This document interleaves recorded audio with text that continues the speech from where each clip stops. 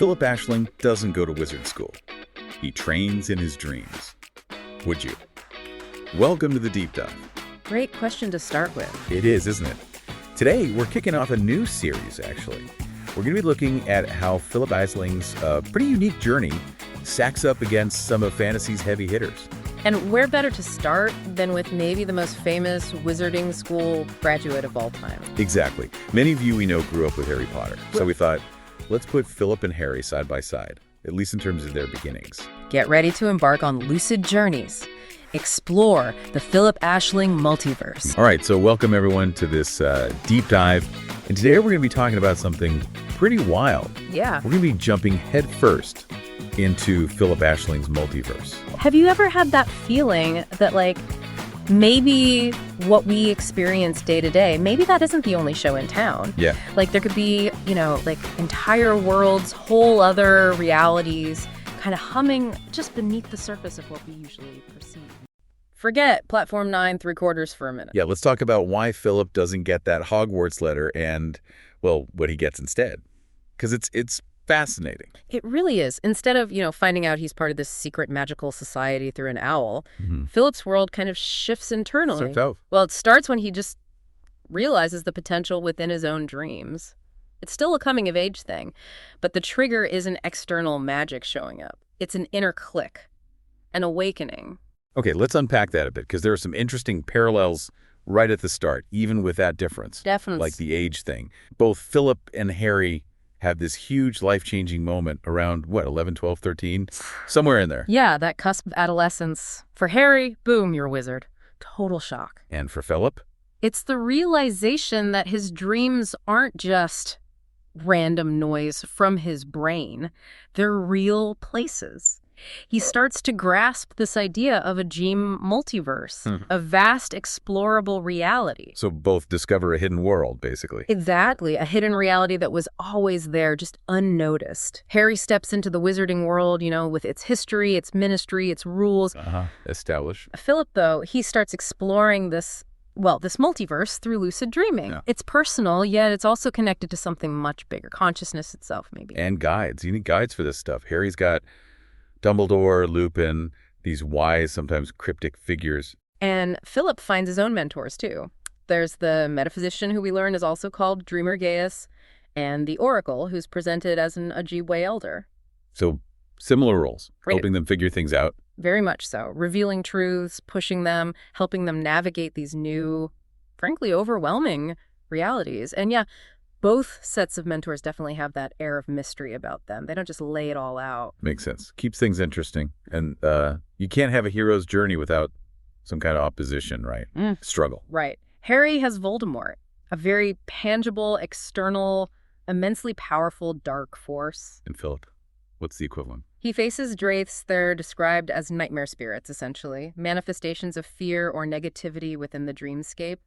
But maybe the bigger threat for him is unconsciousness, losing himself, losing that vital self-awareness that makes lucid dreaming possible. So it's like an internal battle for awareness alongside fighting these Draiths. Yeah, you could put it that way. It's about maintaining lucidity against forces that pull towards fog or fear. And like Harry, he's not doing it alone. Harry's got Ron and Hermione, obviously. Inseparable. And Phillip finds his own core group. There's Cynthia. She sounds like the bold, maybe more grounded one. And Jack, who's loyal but also brings that touch of skepticism, asking wait, is this really happening? Questions. Which is probably pretty useful when you're exploring a dream multiverse. Absolutely. Friendship grounds them both, provides support, different perspectives. Crucial. Okay, one more parallel before we pivot. Magical objects. Harry gets the invisibility cloak, the Marauder's map, tools that give him power and knowledge within his world. And Phillip acquires significant items too, but tied to the dreamscape. He gets a numinous Naguagon that sounds like it's for protection, maybe shielding him in the dream. Okay. A prediction charm, which seems to offer glimpses of potential events or paths within the dream multiverse. Interesting. Like foresight, but dream-based. Sort of, yeah. Yeah. And a dream atlas, which is basically what it sounds like, a map, a guide to navigating this inner landscape. So objects that symbolize protection, foresight, navigation, but all geared towards the dream world. Exactly. They reflect the nature of his reality, just like Harry's reflect his. Okay, so we've got these threads connecting them.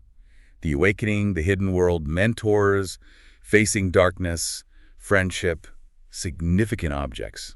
It's quite a lot, actually. It is. The archetypes are there. But, and this is the big but, isn't it? Their paths diverge massively. The most obvious thing has to be the school itself. Oh, absolutely. Hogwarts is, well, it's Hogwarts. A physical castle, classrooms, great hall, Quidditch pitch. You can, touch it. Right. Philip's training ground is the Lucid Academy, which sounds cool, but what is it? Where is it? That's the key difference.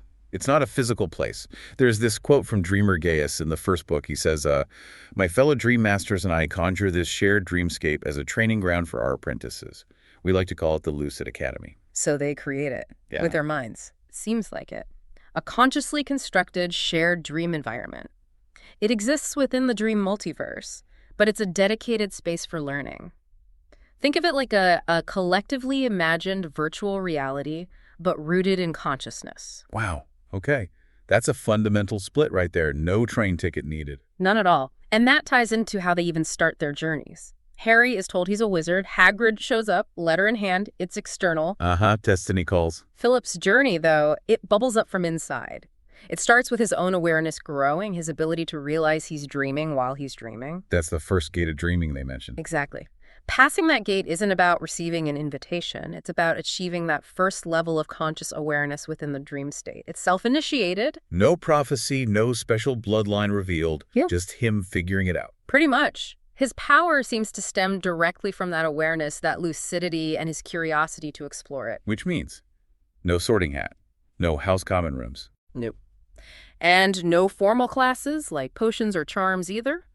Hogwarts has a curriculum, textbooks, exams, the Lucid Academy. Well, the learning seems way more organic. How so? What does learning look like there? It sounds like it's about direct experience, facing challenges within the dreamscape.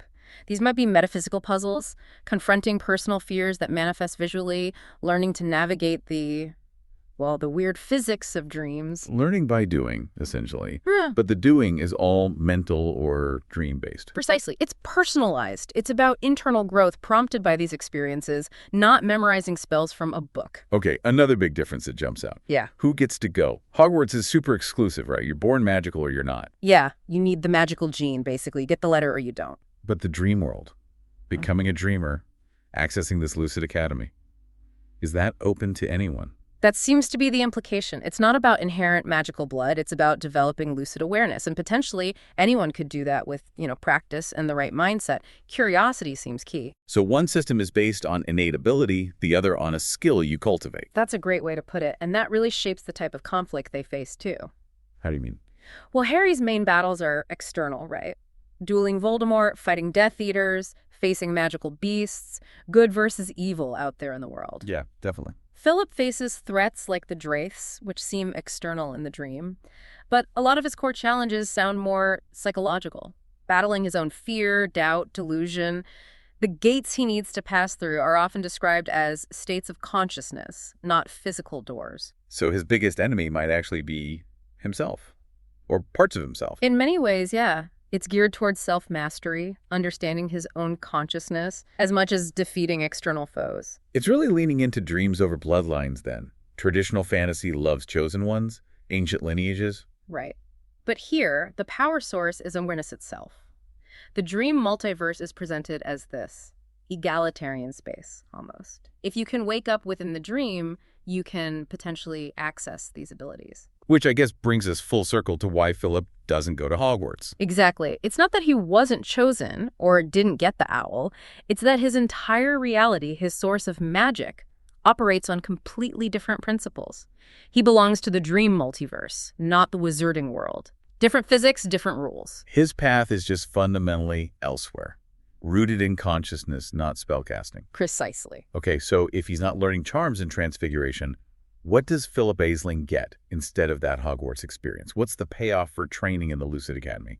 Well, he gets access to this incredibly dynamic, personalized training ground, the Lucid Academy within the dream multiverse. It's tailored to his own progress and challenges. Right. And what skills does he develop there? The core skill is obviously controlling his dream's lucidity. But beyond that, it seems he learns to explore these alternate realities within the multiverse, understand their layers of meaning, Maybe even influence probability or future events through focused intention within the dream state. Whoa, okay.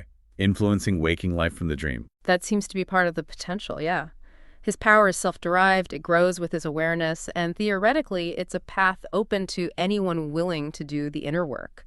It's about deep self-discovery, understanding the nature of reality, not just learning external skills. So it's less about learning spells, more about understanding. Yeah. And maybe shaping reality itself, Yeah. starting from within the dream. That seems to be the direction it takes him. It's a profound alternative focused entirely on the power and potential of consciousness. Trading a wand for awareness, that's definitely a different kind of adventure. A journey into the inner universe, you could say, with its own unique wonders and dangers.